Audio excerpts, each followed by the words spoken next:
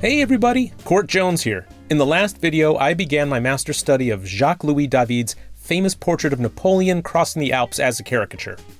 After starting first with a quick concept sketch, and figuring out how I wanted to rearrange the shapes and likenesses into a caricature of the face and body, I developed a more refined rough sketch. In this video, I'll be taking my rough drawing I did in charcoal on newsprint into Photoshop, and show you my digital painting process from start to finish. Be sure to check out the first video for the full lesson on doing a caricature study of an old master. So I'm back in front of my computer and I'm going to continue working on this drawing, but now I'm going to paint it in full color in Photoshop. Now the first thing I want to do is reformat the composition. It's not going to be the same proportions as the original painting, but I do need a little bit more up top, and then I'll bring in the sides a little bit. So I think this will be the final composition. That leaves me enough room to put some sky and clouds above him, and it's cropped off at the bottom where it is on the original. Now I read a little bit about the way David worked, and apparently he just painted on a white canvas a lot of the time. But a lot of other artists at the time would use an underpainting like red or a brown or a gray or an ochre, but apparently David didn't do that. However, I do like the newsprint paper color that I've got going on here, so I'm going to pretend that's the ground of my canvas, but I do want to stain a little bit just to start painting a little bit underneath the lines. So I'm going to create a transparent line art layer. First I'll add a new layer, and then I will, in the channels palette, click on the little dotted circle, which is load channel as selection, and then invert the selection by hitting Control-Shift-I on your keyboard, and then choose a black as your foreground color, and then fill. Alt backspace is a good shortcut for filling. It may look like it got darker, but all it did is filled the selection on the layer above the background layer. So if we get rid of the background, we'll see the transparency visible here. Of course, we don't want to work on a background that's checkered, so I'm going to just fill this middle layer with white. And it should still preserve the tonality of the original. I do like the warmth that the original had, so I'm going to alter this color just a little bit. And here we go. There is now a transparent line art layer on a background that sort of mimics the color of the newsprint. So now I can go ahead and paint right underneath the line art layer and essentially stain in some colors. I just will look at the original reference material and do my best. I'm just going to fill, I think, starting out in the sky with a little bit of warmth, yellow, sort of an ochre-y color. To me, painting successfully is all about working in layers. It's building layer upon layer to add complexity each time you add a layer. And then you get some interesting color vibrations going between cool and warm. So it often is a good policy if you have a color that you want to end up looking cool like blue, you might want to put a warm underpainting underneath it to help balance that out so it doesn't end up being too cool. And then areas where the underpainting shows through, you'll have that warmth creating this interplay between warm and cool colors, and it sort of vibrates. And I do see all sorts of interesting colors happening in the background, like there's greens, there's ochres, there's browns, blues, various shades of gray pretty much, but they all bend in different directions. And it's kind of surprising when you look more closely at it and be a little more analytical, all the different colors you can find subtly used in various areas of the painting. There's a lot of warmth inside this horse here, I think. There's a warm underpainting there, sort of a reddish orange, brownish yellow perhaps. And there's definitely a warm yellowish orange for his cloak. It's a fairly pure color there, not a lot of color variation happening, so I'll just use the warm orangish color for the cloak. And then his bicorn hat is going to be maybe just a little bit more on the yellowish side. It's pretty close to color actually, in color to the cloak and the pants.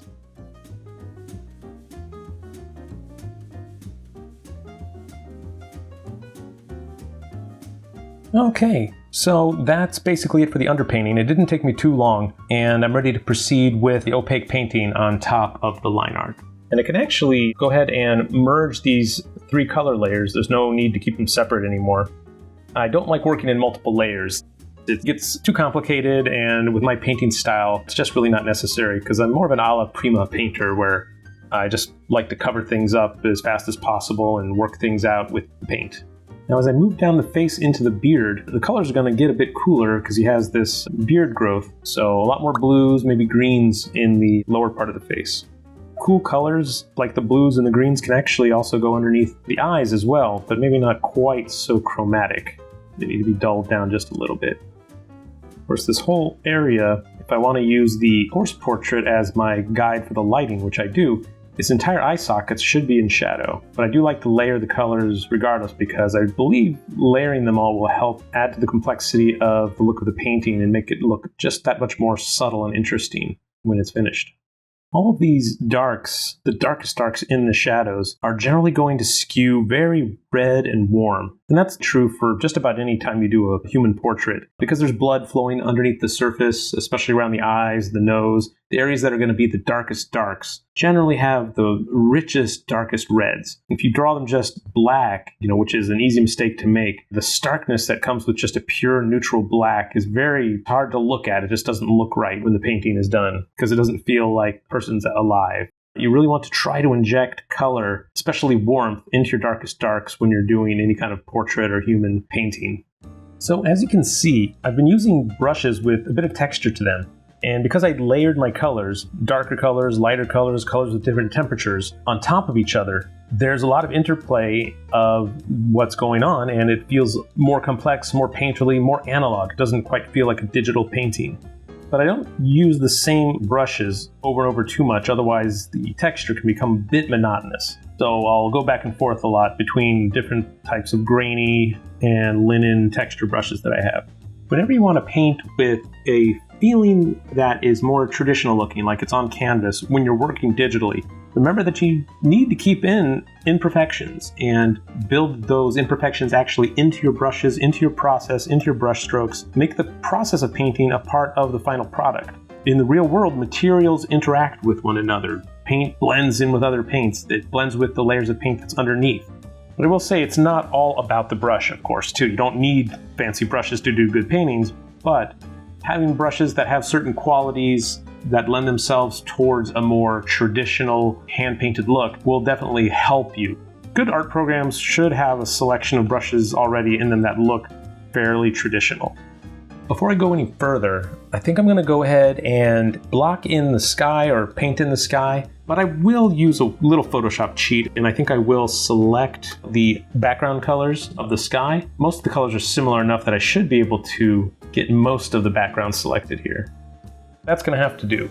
Let me go into quick mask mode though, and see if I can improve upon that anymore. Mask out the parts that I don't want to paint. Now that's not going to be perfect exactly. It might mess up the edges that I painted a little bit, but not much. Overall, it's going to preserve my previous work. Okay, go ahead and save this selection. Just call it sky. And that becomes one of the channels in the channel palette, so I'll always be able to get back to this if I want. So for right now, I'm just going to turn off the marching ants so they don't get in the way, but they're still there. Painting the sky and clouds is a little less intense than painting other details, but it's important to still think about the process. It looks like David did some layering of transparent paint to get a luminous effect in his clouds. So, after blocking in the masses and their average values, I layer my digital paint as well. Sometimes it's dark over light paint or light over dark paint. I keep my brush size as large as possible, only switching to a smaller size when absolutely necessary. I take care to observe when a cloud shape should be a warm or a cool color. I also have to keep an eye on the relative value of everything as a whole, like how the bits of blue in the sky on the left of the composition are lighter in value than those on the right.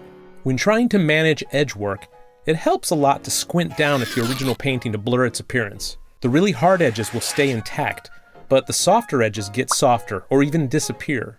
Doing the squinting trick helps keep me on track without getting too bogged down and overworking any one particular section.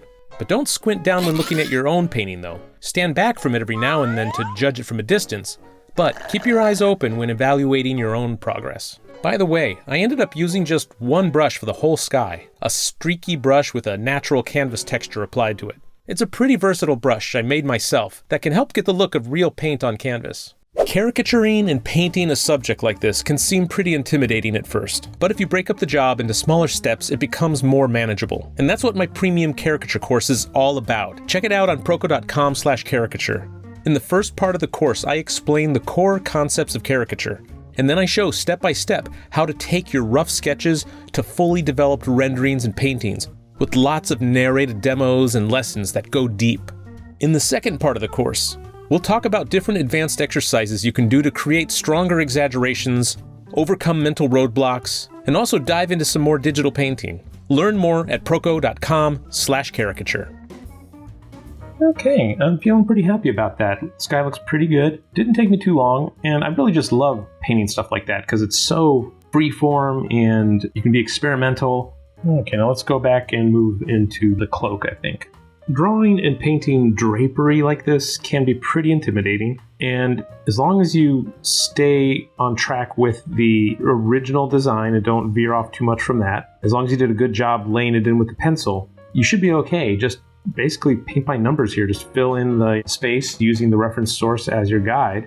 I had to change some of the things just to fit it into a smaller caricature space, but I tried to make it adhere to the general rules of drapery. It's basically about edges, hard and soft edges, and where they are, how hard and how soft they are. Just remember that a cast shadow usually casts a hard edge, and a formed shadow, where the surface rolls away from the light gently, will have a softer edge. So this is a pretty good example right here to show the difference between the two. Right here up on this cloak, I want a really hard edge here. Not that it's a cast shadow, but it's actually the edge of the fold, physically where the fold ends and dips back down. And then there's a softer edge from dark into light right above it where it rolls away from the light. I'll make sure I get the color as close as I can too. It's sort of a gold cloak, maybe it's a rich tan, but I do want to capture its goldness. That requires a few steps. I'm starting with a little bit of a darker color, darker than what I see there, because I want to build up to the brightest bright. If I need to go back and forth to soften that edge, I'll do that. If I make a mistake, if I paint into the sky a little bit, I just use the paintbrush to just paint sky color back into it to just carve out the shapes. So as I paint, I'm varying the color, temperature, the value of just a little bit as I'm using this textured brush. Bits of texture are showing through what I'm doing, and there's a little bit of variation throughout. It doesn't look monotonous and flat. And of course, I'm using the original as my reference as much as possible, but I have changed things quite a bit. So, I've got more of this cloak visible behind the horse's head than exists in reality. So I'm just kind of doing my best trying to figure out what it would look like if I could see it for real. That's based on the rules of light and shadow. So here I see a lot of warmth in the underbelly that I think is in the underpainting on the original. So I'm just warming it up a bit more so that I can paint a duller, darker color on top of this to get the right look while still having that warmth show through, which I feel is sort of like reflected light coming off the ground is what the artist's original intention was. While I'm here, I'll just throw the orangish color on some of the other areas on the lower part of the shadows here. All right, now that I'm looking over what I've got so far on the body, I see that his right arm, the arm that's extended, is actually a little bigger than the other arm and hand. Not by much, and it's in caricature, so it's not that big a deal. It's just a little odd that this arm is a little bit bigger. I'm just going to select it and resize it. And just to paint in the missing information here. You'll never know I did anything. It is, of course, all on one layer, and yes, it would technically be easier if I had it on a separate layer from the background elements, but I don't have much of the background elements actually painted, so I want to make sure I'm happy with the hand and arm first before I do too much to the background. I think the hand is a little funky. The fingers are a little weird. I'm going to modify these a little bit as well. Maybe shrink down this upper portion of the ring finger. Even if you're far along in the painting process, don't stop being critical of it. Keep on looking for odd shapes or weird tangents where shapes are touching, or inconsistencies in the anatomy if you wanted to have a realistic and consistent anatomy anyway. Okay, that feels a little bit better. I can continue with the rest of the body here, looking for other inconsistencies. There's actually a place here where the gold fabric sort of disappears the way I've drawn it and doesn't connect with what's below the arm. So I think I'm going to try to fix that a little bit too, just to create a better flow in the drapery from above the arm to below it. So I'm just going to have an imaginary line sort of continuing through the arm there. And just drop this down a little bit more. It's a little different from what's in the original, but I had to modify the original's shape to fit my new caricature proportions. All right, then let's proceed with the rest of the costume details. So once again, I'm painting an area with a bit of a darker halftone than it really should, and then painting back on top of it with a lighter color with a more textured brush so that the darker colors show through and it creates a little bit more illusion of texture. In this case, I'm going to actually shrink down the texture so it's not quite so obvious. And then the areas where I don't paint it in, The areas where I leave the darker color exposed, it's going to be more looking like it has a bit of a shading to it, or it's, just a slightly darker halftone. Occasionally, I have to readjust the size of the textures of my own brushes that I created based on the amount of detail that I'm working in. But of course, it depends on the type of painting you're doing. If you're painting in a more impressionistic fashion or copying an artist who does paint with a lot more visible brush strokes and visible textures, you definitely have more textures visible in the finished painting that you're copying. But in this case, it's a very, very smoothly rendered painting. It's very fine, very academic, so you're not going to see a lot of real noticeable canvas grain showing through. Whenever I see paintings like this in person, I'm always amazed at how much brushiness and texture actually is visible that doesn't show up in photographs. And I don't know if that's the case with this one, because I don't think I've ever seen it in person. But in my experience, when I do see fine art paintings from the great masters, I am always surprised at how textury and painterly they actually are. So my strategy here is to just outline the darkest shapes so that I don't lose the drawing. I want to preserve all that work that I did designing these locks of hair. So I'm using just sort of a dark reddish brown because I don't really see any blacks in the shadows on the mane. So that will be my darkest dark, is this reddish brown. Then I'll probably work into the lighter halftones, but reserve my highlights until a little bit later. But until then, it's just a game of outlining the original drawing just to preserve and make sure I don't paint over them and lose all that good work that I did. All right, let's take a look at Mr. Horsey's face here. Now, I've been debating whether I will stay true to the coloration of the horse or just make him all white. The different portraits of Napoleon actually feature different horse colorations, and they're not all like this. So since I am picking and choosing elements from different paintings, maybe I'll go ahead and just make him all white. But I think I just like the idea of a simple all-white horse just because visually it's less broken up. It's more solid looking. I'm just worried that the dark brown coloration and dark brown spots on the body might, on the face especially, might break it up so much that it's sort of hard to read. So I think I'll go all white. As I work on the body of the horse, I'm reminded again that I'm no expert on equine anatomy. Although I have studied human anatomy and once took a course on general animal drawing. So that, combined with my overall drawing and painting experience, is enough to give me confidence to feel pretty good about tackling a subject like this. Enough to convincingly fake it anyway. What I'm more focused on here is making the forms feel like they have real volume and mass. And that's all about edges and value. Mostly when I paint, I start with the middle ranges of my lights and darks and then work my way up to the lightest lights and down to the darkest darks. The darks get progressively darker as I go, and the lighter halftones get lighter towards the end. Most of the painting labor takes place in the middle value ranges, and the transitions between light and shadow are where I focus most of my efforts because those transition zones are where the forms are ultimately defined and revealed. Oh, also, I let the original texture of my charcoal drawing stay visible in some places on the horse because I liked the natural noise it added to the painting. I block in the masses of the landscape with the same streaky linen brush I've been using for most of this painting. But I find that painting landscapes usually works better with a crisp, hard-edged brush, especially rocky landscapes like this. But I wanted the character of the brush strokes to be the same throughout this composition so that it wouldn't look like the rocks were painted in a different style. I do eventually switch to a hard-edged brush, but I mostly use this streaky linen brush. I just reduced the size quite a bit to get more defined separations and hard edges where I need them. I love painting hardscapes like rocks and mountains. I've done a lot of outdoor oil painting in different environments, and I find the clear delineations of shapes in rocky terrains easier to manage than masses of vegetation and trees, which tend to blend together. An important trait of rocky surfaces, besides the hard edges, is the shift in color temperatures that take place, even within the same surface plane. I have the most success when I layer cool over warm or vice versa, and I do a lot of dry brushing, where contrasting color temperatures poke through the holes in the upper layers of paint. So when painting rocky forms, planning and layering are even more important than in other areas.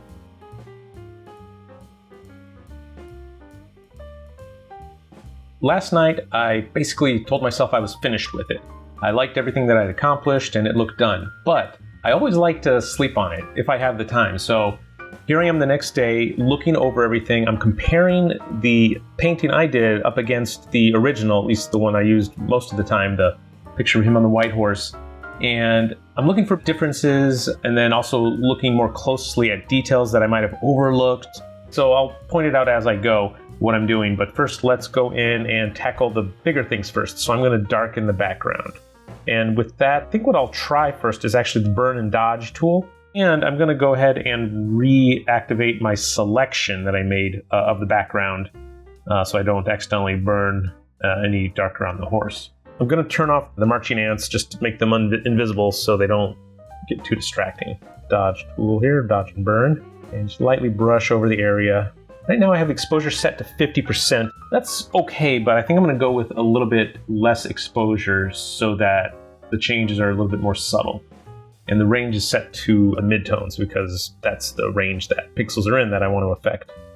And I can fade it out to keep it a little bit lighter towards the left side of the canvas, but having it darker around the horse itself helps that horse really pop out. And on the right side, I like the lighter background against the horse because the horse is dark on the right side, so it'll set off nicely against the light background. Another thing that needed touching up is the strap, I think, on the horse here. It needs a little bit more of a highlight, just to show that it's more of like a satiny material, I think. Because it looks like most of the materials associated with Napoleon that he's wearing or that are on his horse are very fine fabrics. They all have a slight sheen to them because he's, the head guy in charge.